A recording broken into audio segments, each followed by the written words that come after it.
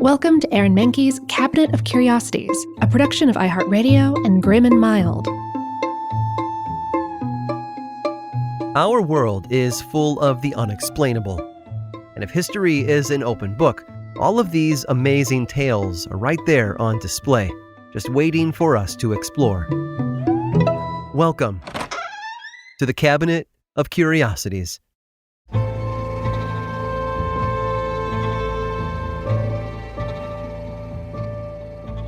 She wasn't supposed to be Annie, but autocorrect has been causing problems for writers longer than any of us realize. It was in 1861, and the patriarch of the Riley family, Reuben, left home to join the Union Army. He became the captain of the 1st Company of Indiana Volunteers from Hancock County. Reuben was injured during the Battle of Rich Mountain in Virginia and was sent home to his family once he recovered. Not long after Reuben's return to Greenfield, Indiana, their household grew by one. An orphan named Mary Alice Smith came to live with them in the winter of 1861. She was about 11 years old, but her early life is a mystery. We don't know the circumstances that brought her to the Riley family, but we do know that she was born in Liberty, Indiana, and was about the same age as one of the Riley boys, James. We also know that she wasn't an orphan, at least not in the way that we would think. Her parents' death hadn't been the beginning of her troubles. They had separated when she was 4 years old, and she was sent to live with her grandmother. It would be another 4 years before her parents actually died. Mary Alice, who everyone just called Allie, was forced to bounce from one extended family member to the next, until she ran out and had to rely on the kindness of strangers. At that time, there weren't many institutions that took in abandoned kids, especially not on the frontier. Adoption wasn't common, and the foster care system didn't exist yet, so many children like Allie were sent to live with families looking for an extra pair of hands to help around the house. Reuben Riley, well known to be a kind and generous man, was thinking about returning to the battlefield, and he knew that his wife would need help while he was gone. The bargain was always pretty simple. A child would be taken in, and in exchange for bed and board, they would do chores, look after children, and generally earn their keep. Allie had boarded with other families before the Rileys, so she likely knew what to expect. Reuben Riley's son James remembered Allie's arrival well, later describing her as a slender wisp of a girl with spindle ankles, barely dressed for winter weather in a calico skirt and a summer hat. She had slim, blue-veined wrists that she tossed among those loose and ragged tresses of her yellow hair. But what really stood out to James was the hollow, pale blue eyes, which followed every motion with an alertness that suggested a somewhat suspicious mind. Maybe she didn't trust the new family, or maybe she didn't trust anyone. Happily, Allie warmed up to the Rileys and soon became the children's favorite playmate. They complained whenever chores took her away from them, and delighted in her infectious sense of humor and optimism. She was even known to say, "I'm mighty glad I'm come to live in this here house." Allie's joy in little things deeply impacted James, who recalled how she turned her chores into little games, talked to herself, and how she found their grand curving staircase majestic. James carried her memory with him, even after she left the family. Many years later, in 1885, a now grown-up and respected author, James Whitcomb Riley, published a poem called Elf Child. The poem described the day a little wisp of a child came to live with his family, the chores she did, and the wild, scary stories she told. Riley published the poem in the Indianapolis Journal, but changed the title to Little Orphan Allie to better remember his old friend. But then something bizarre happened when the poem went to the printers, although no one knows how. Maybe the typesetter wasn't paying enough attention. Maybe James, like some of us, had handwriting that sent teachers into fits of despair. In any case, the L's were replaced with N's, and little orphan Annie was born. From there, Annie seemed to take on a life of her own. In 1918, she became a silent film character, the subject of a song arrangement, and of course, most famously, the 1924 comic strip. The New York Daily News published the first strip that year about little orphan Annie, her dog Sandy, and Daddy Warbucks. Annie had grown far and beyond what James Riley had likely expected when he had written a poem about a childhood friend. I wonder if either James or Allie expected to see Annie one day make her debut on Broadway, or grace the silver screen not once, not twice, but 4 times. Riley published other poems about Allie over the years, Where is Mary Alice Smith being one of the most well-known.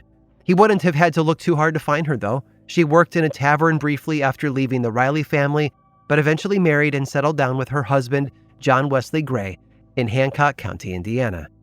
But theirs wasn't the viral world that we live in today. She didn't know the poem was about her until 1915. Allie outlived James by several years, surrounded by children and grandchildren who might as well have delighted in the Indiana tradition of reading Little Orphan Annie around Halloween. Despite, or perhaps because of, the best efforts of ye olde autocorrect, Orphan Annie has gone on to inspire plenty of people with her cheerfulness and optimism. Even another Indiana author, John Gruelle, and his popular character, Raggedy Ann. But that's a story for another day.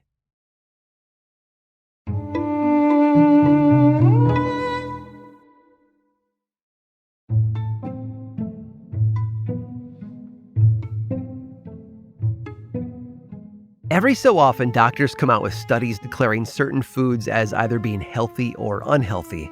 2 cups of coffee a day can prevent heart disease, but the caffeine can spike your anxiety. Eggs are high in vitamins like B12 and riboflavin, but can also negatively affect your cholesterol.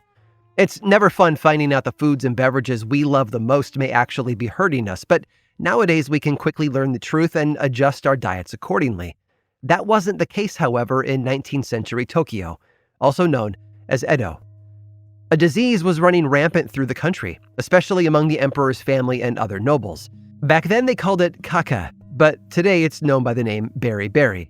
Unlike other illnesses which would often target the poor, beriberi was killing Japanese nobility instead, and that led to its other nicknames, the Edo sickness or the affliction of Edo.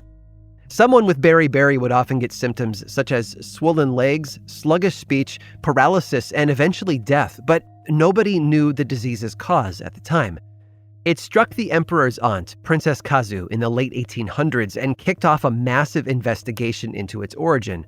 Her husband had also died from a similar medical mystery 10 years prior, possibly the same disease. Some doctors first believed beriberi was caused by spending too much time on damp ground, while others prescribed fasting and various homeopathic remedies to cure the condition. A samurai afflicted with the disease agreed to try the herbal remedy one doctor prescribed to him, and he died months later. Mugwort, an aromatic flowering plant, was also sometimes applied to the backs of patients and then burnt off the skin, but it didn't work. As time passed, more of Japan's upper echelon continued to perish from beriberi, until a doctor named Kanehiro Takaki took up the cause. Takaki, who had enlisted in the Navy in 1872, witnessed the same illness strike the Japanese sailors that he had served with. Back then, his superiors hadn't thought anything of it, but Takaki knew something was going on. He eventually left the Navy and enrolled in medical school in England. Once he was finally in a position to address the issue, he took action. As the director of the Tokyo Naval Hospital and later the vice director of the Naval Medical Bureau, Takaki started talking with Japanese sailors afflicted by beriberi, and he made some important observations. First, prisoners suffered from the disease more than anyone else on the ship. Sailors and low-level officers were affected slightly less, and higher-ups almost never. He also noticed that the officers ate a diet that was higher in protein than that of the prisoners, and attributed that to the cause of beriberi's proliferation among the lower ranks, who almost never ate protein. The disease was also strangely limited to Japan. European and American sailors were not affected by beriberi, but their bread-heavy diets couldn't be adopted by the Japanese sailors. They found it off-putting. Still, Takaki wanted to get to the bottom of the issue. Then, around 1882, he got his chance. A training ship called the Ryujo had been loaded with Japanese cadets and navigated all around the Pacific Rim. It landed in places such as South America, New Zealand, and Hawaii before coming home. Upon its return, the Ryujo had lost 25 members of its 376-person crew to beriberi. Almost half the people on board had developed some form of it as well. So Takaki's new protein-rich diet was greenlit aboard another training ship, the Tsukuba, which set sail in February of 1884 with 333 sailors on board. There was a lot riding on this journey, as Takaki had assured the emperor that his plan would succeed. Word came back from the ship 7 months later in a telegram. It read, "Not one patient. Set your mind at ease." When the Tsukuba finally returned, the results spoke for themselves. 14 crew members had developed beriberi, and nobody had died. The only reason those 14 had even contracted it was because they hadn't been following Takaki's diet regimen. After his successful trial, the good doctor had carte blanche to alter the diets of the entire naval fleet. And in doing so, he managed to reduce reports of beriberi by 94%, and nobody else died from it again. Sadly, Takaki's methods were shunned by others in the medical community, and the army was still dealing with beriberi outbreaks regularly. He had tried mixing barley with their daily rice to up their protein intake, but many saw barley as a holdover from ancient traditional methods, rather than something a cutting-edge Western doctor might prescribe.